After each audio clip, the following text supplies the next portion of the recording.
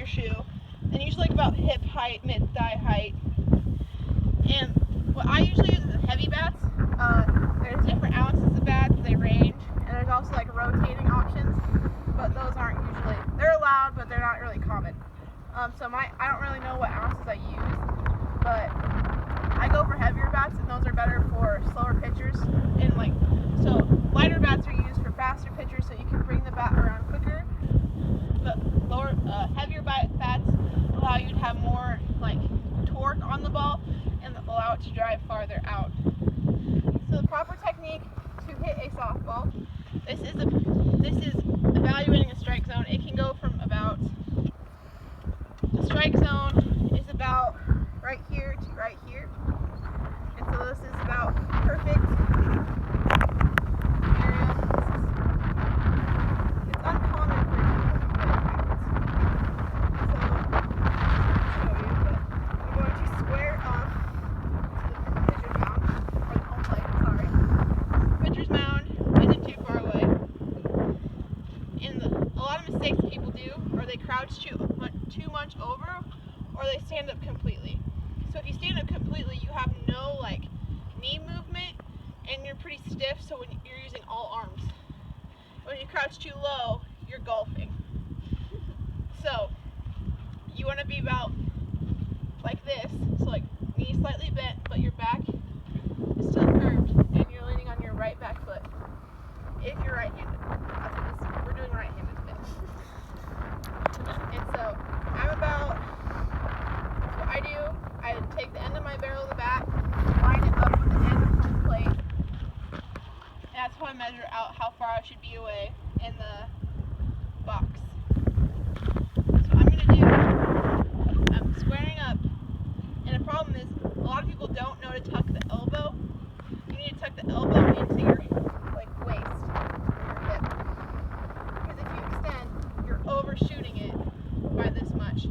So in effect, you're hitting it with the bottom of the barrel, which is going to affect a really low infield that will probably affect it out because there's not a lot of force behind it.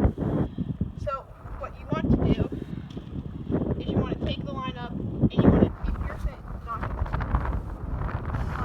You're going to keep like that, resulting in it hitting in the middle of the barrel, which will result in the best hit for you.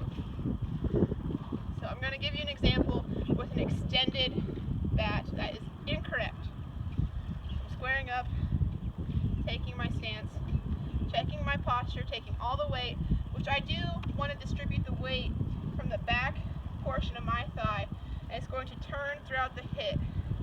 And my hips are going to thrust, pivot completely open by the end of my hit. So overextension is a little bit like this. Goes right to the pitcher or to second base, not very effective. And it's usually on the ground, going at a lesser speed. So an effective is where you line up, and you usually want to stay mid-grip, because if you overbat, it hurts your hand really bad, and then it just kind of doles out the hit. So if you do upper bat, you're holding onto the bottom of the barrel, and then when you hit a ball, it shocks the whole thing. It's really painful. And then if you hold the bottom of the bat too much, you don't have a lot of control, so your whole bat is just flinging in the air. So I'm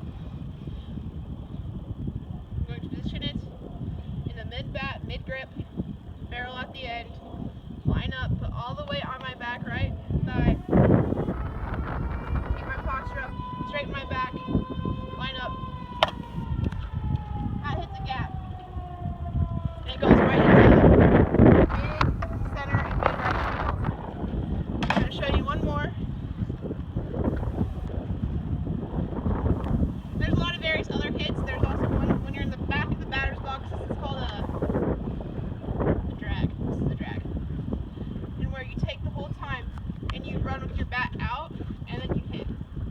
I'm not allowed to do this, but it looks cool. So I'm going to do it. So you take your bat and you line it up with the barrel to the end. And you run the whole time. Then you, which is not as effective if you're not good at it, like me. But so, ending the video.